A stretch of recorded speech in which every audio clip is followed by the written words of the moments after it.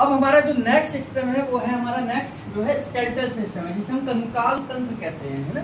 कंकाल तंत्र यानी कि इस सिस्टम में हम देखेंगे सिस्टम, जब भी हम सिस्टम की बात करते हैं तो वहाँ पर हमारे दिमाग में आना चाहिए कि ऑर्गन्स है, सेल है, सेल प्लस सेल हमारे टिश्यूज बनते हैं, टिश्यूज प्लस टिश्यूज हमारे सेल ऑर्गन बनते हैं ना। ऑर्गन हमारा सिस्टम को बनाता है। तो इसकी सेल को हम क्या बोलते हैं? इसकी सेल को क्या बोलते हैं? ऑस्टियो, है ना। आपने सुना होगा ना ऑस्टियोक्लास्ट और ऑस्टियोब्लास्ट, ऑस्टियोप्रोसिस। तो क्या फर्क है इसमें? ऑस्टियो मतलब हड्डियों से मतलब है ना। ऑस्टियोक्लास्ट का मतलब है कि डीजनरेशन होना, हड्डियों का गलना, हड्डियों का सिकुड़ना, यानी कि हड्डियों का घिसावट, इसको बोलते हैं ऑस्टियोक्लास्ट। ऑस्टियोब्लास्ट मतलब हड्डियों का बनना, है ना। हड्डी बन रही है, हम छोटे जब पैदा हुए तब हम इतनी हाइट के थे, फिर धीरे धीरे इतनी हाइट होगी, इतनी हाइट होगी। तो ये हड्डियों का विकास ही तो हो रहा है, यानी कि यहाँ पर हम क्या बोलेंगे? ऑस्टियोब्लास्ट हो रहे हैं, है ना। और एक समस्या आती है, इसको हम बोलते हैं ऑस्टियोप्रोसिस। और ऑस्टियोप्रोसिस का मतलब हमारी हड्डियों के अंदर जो सेल हैं वो धीरे धीरे डैमेज होते चले जाते हैं। इसको हम बीमारी के तौर पे से डीजनरेशन भी बोलते हैं। डीजनरेशन और रीजनरेशन, ये क्या है? ऑस्टियोब्लास्ट क्या है? रीजनरेशन, और ऑस्टियोक्लास्ट क्या है? डीजनरेशन। इनकी बीमारी के रूप में आता है ऑस्टियोप्रोसिस, है ना। ऑस्टियोप्रोसिस क्या है? जब हमारी हड्डियां धीरे धीरे खोखली होने लग जाती हैं, अंदर ही अंदर सेल टूटने लग जाते हैं, वो हमारी हड्डियों को खोखला करने लग जाते हैं, इस बीमारी को हम क्या बोलते हैं? ऑस्टियोप्रोसिस। अब जैसे इसका मतलब क्या है?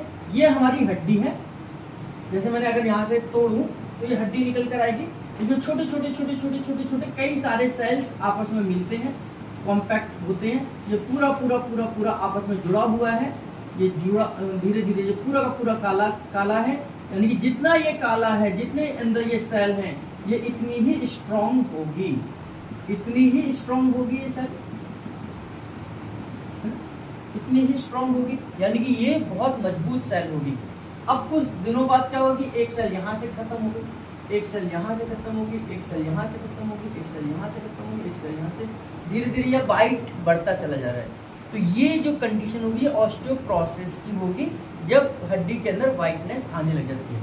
इसी प्रकार जब हम एक्सरे देखते हैं तो एक्सरे के अंदर जितना वाइटनेस ज़्यादा होगा हड्डी के अंदर, उसका मतलब वो हड्डियाँ खोखली उतनी ही होती जा रही हैं, कमज़ोर होती जा रही हैं, यानी कि उनकी जो सेल हैं वो क्लास्ट हो रहा है, डीजनरेशन हो रही है, टूट रही है, मर रही है ना। और अगर किसी की खोखली हो और वो उसके अंदर कालापन आता चला जाए तो वो ऑस्टियोब्लास्ट हो जाएगा, यानी कि हड्डी बनती जा रही है। जैसे अगर किसी का फ्रैक्चर होता है तो हम ये देखेंगे कि हड्डी इस तरीके से हम वो देखते हैं, एक्सरे इस तरीके से होगा, तो यहाँ से ये लाइन एक दिखाई देगी, है ना, ये लाइन दिखाई देगी। तो इस लाइन से ही हमें पता चल जाता है कि यहाँ पर हड्डी का फ्रैक्चर हो गया है।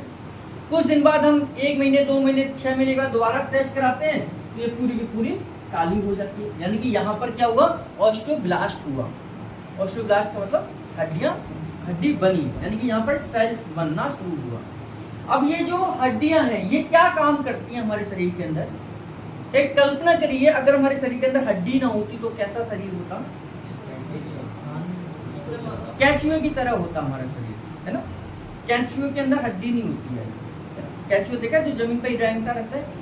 तो यानी कि हमारे शरीर को एक स्ट्रक्चर देने का काम करता है हमारा स्केलेटल सिस्टम, हमारे शरीर को सपोर्ट देने का काम करता है हमारा स्केलेटल सिस्टम, और हमारे शरीर को पूरा का पूरा सपोर्टिव। अगर हम किसी भी शरीर की कल्पना करते हैं तो किसकी वजह से करते हैं? इसी की वजह से। ये जितना स्ट्रॉन्ग होगा उतना ही हमारा शरीर इतना हट्टा कट्टा सा नजर आ रहा है, उतने ही हम स्ट्रॉन्ग होंगे। बाकी तो मांसपेशियां हैं, ऑर्गन्स हैं जो अंदर इंटरनल काम करते हैं। ऑर्गन तो उस कैचुओ के अंदर भी है, तभी वो सांस ले रहा है, लंग्स तो उसका भी है तभी वो सांस ले रहा है, लेकिन उसका स्ट्रक्चर नहीं, कभी ऐसा हो जाता, कभी ऐसा हो जाता, कभी ऐसा हो जाता। अष्टावक्र देखा ना, अष्टावक्र क्या है? एक ऋषि थे जो उनके हाथ पर ऐसे 8 दिशाओं में थे, है ना, तो उन्हें अष्टावक्र कहते हैं। उसकी कोई बनावट नहीं है, तो शरीर की बनावट नहीं हो तो हम कल्पना कर सकते हैं, हमें तो कोई पहचान नहीं पाएगा। आज आप ऐसे आ रहे हो, कल आप ऐसे आ रहे हो टेढ़े मेढ़े से, परसों आ रहे हो लेट के ही आ रहे हो, है ना, तो समझ नहीं आएगा कि इनकी बनावट क्या है। तो ये जो हमारे शरीर की जो बनावट है ये डिपेंड करती है हमारे स्केलेटल सिस्टम पर। कैचो तो कैसे भी चल सकता है ना, तो ऐसे अगर हमारा स्केलेटल सिस्टम ना होता तो हम भी उसी तरीके से होते। तो इसलिए ये 11 महत्वपूर्ण सिस्टम में से एक महत्वपूर्ण सिस्टम है जिसको हम स्केलेटल सिस्टम कहते हैं। इसके अंदर भी बीमारियां आती हैं। जब सिस्टम है तो ज्यादा काम करेगा तो भी बीमारी आएगी, कम काम करेगा तो भी बीमारी आएगी। कम का मतलब जब इसका डीजनरेशन हो रहा है तो हमने ऑस्टियोपोरोसिस कहा। अगर ये हड्डियां कैल्शियम जमा होना शुरू हो जाए तो भी बीमारी आ जाती है। जरूरत से ज्यादा अगर कैल्शियम जमा होना शुरू हो जाए तो इस पर की बीमारी आ जाती है। आपने सुना होगा एडी में हड्डी बढ़ गई है, सुना, एडी की हड्डी बढ़ गई है, नाक की हड्डी बढ़ गई है, बहुत आमतौर पे कहते हैं, यानी कि वहां पर सेल फॉर्मेशन ज्यादा हो रहा है। एनक्लोजिंग स्पॉन्डिलाइटिस हो गया है, जिसे हम बम्बू स्पाइन कहते हैं, हड्डियां आपस में जुड़ने लग जाती हैं, यानी कि कैल्शियम फॉर्मेशन वहां पर ज्यादा हो रहा है, सेल का फॉर्मेशन वहां पर ज्यादा हो रहा है। ये भी ऑटोइम्यून डिसऑर्डर है। एनक्लोजिंग स्पॉन्डिलाइटिस भी में भी ऐसा हो सकता है। तो ये हड्डी जो हमारा कंकाल तंत्र है वो हमारे को एक स्ट्रक्चर, सपोर्ट, बैलेंस बनाने के काम आता है। हमारे शरीर की बनावट भी ऐसी ही है जैसा हमारा कंकाल है।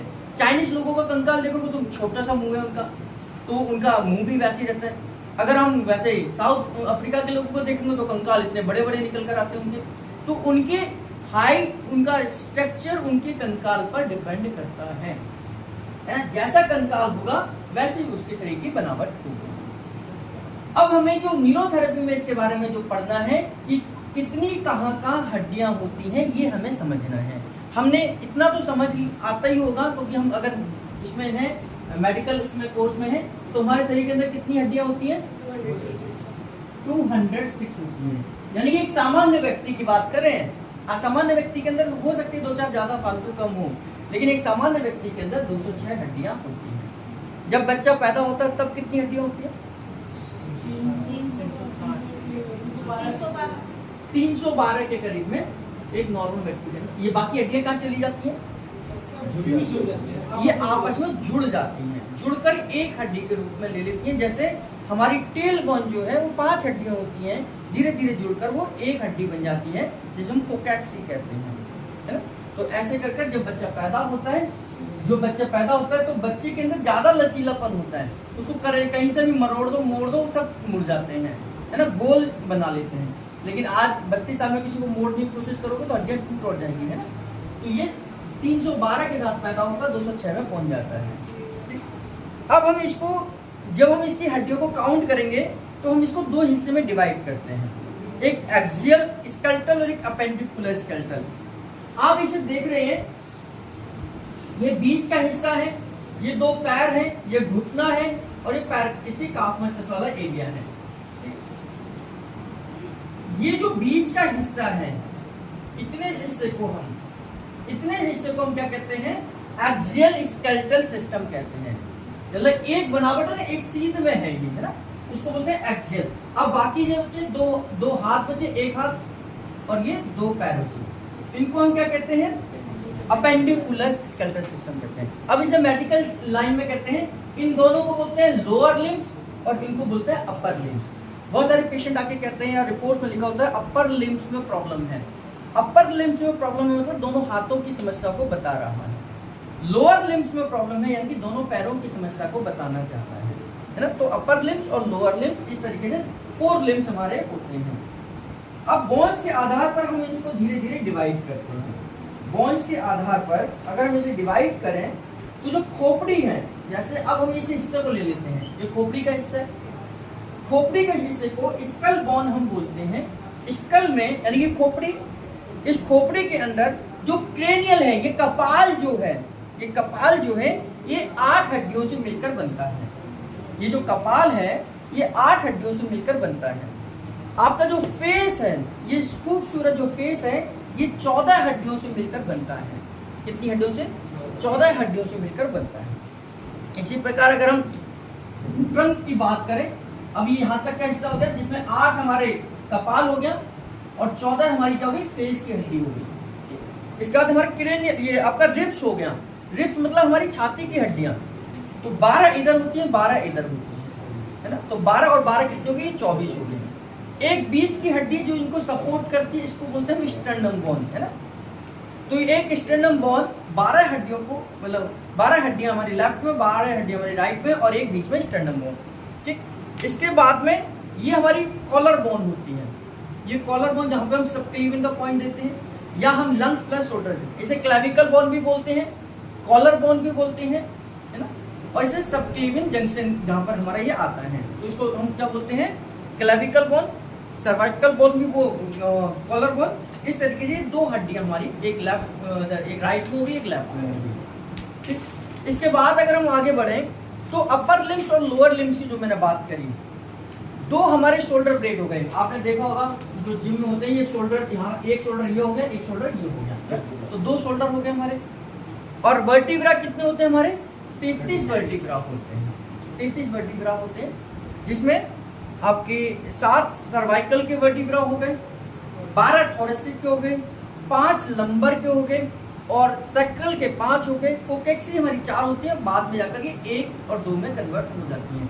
जितनी हड्डियां जितनी जुड़ेंगी, कई लोगों की फ्लेक्सिबल होगी तो नहीं जुड़ेगी, कई लोगों की जुड़ जाती है। 29 वैसे टोटल मिलाकर होती है, जो हमारी 4 है वो जुड़ जाती है आपस में। अब हमारे अपर लिम्स की बात करें, हैंड्स की बात करें, तो ये जो हड्डी है, एक हड्डी, इसको ये एक हड्डी दोनों तरफ होगी, इनको हम बोलते हैं ह्यूमरस, है ना। इनको क्या बोलते हैं? ह्यूमरस। तो एक लेफ्ट, एक राइट में और एक लेफ्ट में हो गई है। अब उसके बाद हमारा ये आता है, ये हिस्सा आता है, कोहनी से लेकर कलाई तक का हिस्सा। इसमें 2 हड्डियां होती हैं, एक उल्ना एक रेडियस, एक उल्ना एक रेडियस। ये 2 हड्डियां हमारी यहाँ पर होती हैं। ये खिसक जाती हैं कई बार लोगों की, तो ये हाथ टेढ़ा हो जाता है ना। तो ये उल्ना और रेडियस, ये हमारी कलाई है। इस कलाई को हम क्या बोलते हैं? कार्पल बोलते हैं ना। ये कार्पल बोलते हैं। ये जो कलाई है हमारी 8 हड्डियों से मिलकर बनती है। जैसे कई लोग जब जिम विम करते तो ऐसे घुमाते कर कर कर कर कर आवाज आती है ना, तो यानी कि हड्डियों के अंदर जो लिगामेंट है उनकी आवाज होती है, हड्डी की आवाज नहीं होती। जैसे अगर मैं इसको ऐसा मोड़ता हूँ, आवाज आती है ना, ये हड्डी की आवाज नहीं है।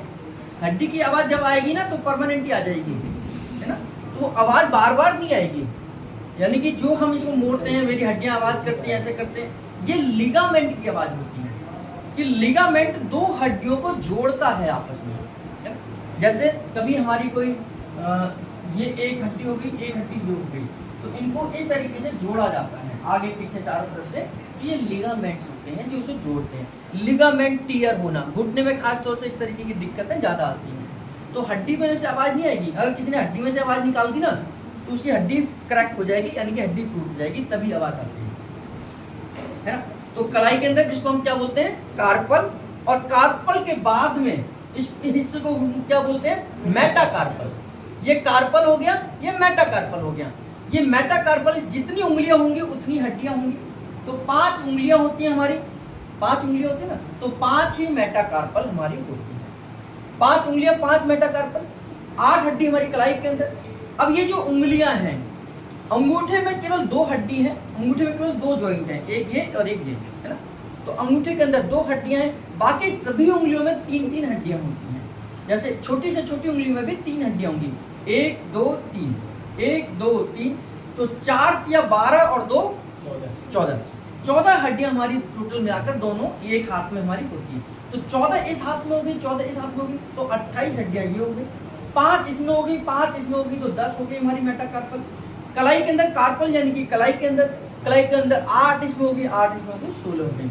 एक उल्ना, एक रेडियस, 2 इधर हो गई, 2 इधर हो गई। ये ह्यूमरस हो गई, एक लेफ्ट और एक राइट, है ना। और ये हमारे 2 शोल्डर ब्लेड हो गए, जिसको हम स्कैपुला बोलते हैं, है ना।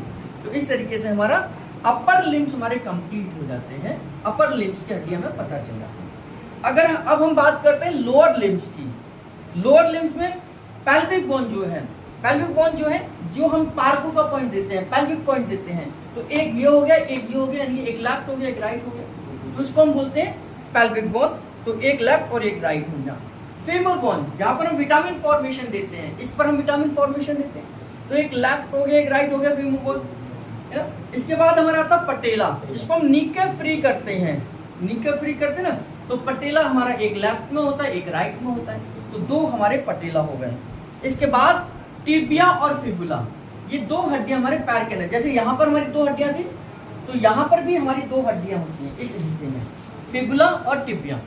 टिबिया हमारी स्ट्रॉन्गेस्ट बोन मानी जाती है, मतलब हमारी इसके लिए इन दोनों में से जो है वो हमारी टिबिया है। और पूरे शरीर का जो भार है वो हमारी टिबिया पर टिका है, टिबिया के ऊपर हमारे शरीर का भार टिका है। फिबुला जो है वो सपोर्टिव बोन होती है, अगर हम उसे निकाल भी दें तो भी काम चल जाएगा, उससे बहुत ज़्यादा तकलीफ नहीं होगी, लेकिन फिर भी अगर दी है तो कोई काम तो होगा। तो हमारी टिबिया और फिबुला दो हड्डियां हमारी, दो लेफ्ट में हो गई, दो राइट में हो गई। और इसके बाद हमारा जैसे हाथ में कलाई था, तो कलाई में को हमने क्या बोला, कार्पल बोला। ऐसे ही पैर की कलाई, एंकल को हम टार्सल बोलते हैं। क्या बोलते हैं? टार्सल। टार्सल में कितनी हड्डियां होती हैं? 7 हड्डियां होती हैं। इसमें तो 8 होती थी कलाई के अंदर। पैर के टार्सल में एक हड्डी कम, यानी कि 7 हमारी लेफ्ट में और 7 हमारी राइट में, है ना। क्योंकि हमारे पटेला की एक हड्डी बढ़ जाती है। जो हाथ में पटेला तो है नहीं यहाँ पर, है ना, यहाँ तो पटेला है, तो पटेला हमारा बढ़ गया, तो 7 हड्डी हमारी टार्सल में हो गई। इसके बाद 5 उंगलियां हैं, पैर की भी 5 उंगलियां हैं, तो उनको 5 उंगलियों को जोड़ने वाला उनको बोलते हैं मेटाटार्सल। मेटाटार्सल, तो मेटाटार्सल हमारे 5 हो गए, 5 लेफ्ट हो गए, 5 राइट हो गए।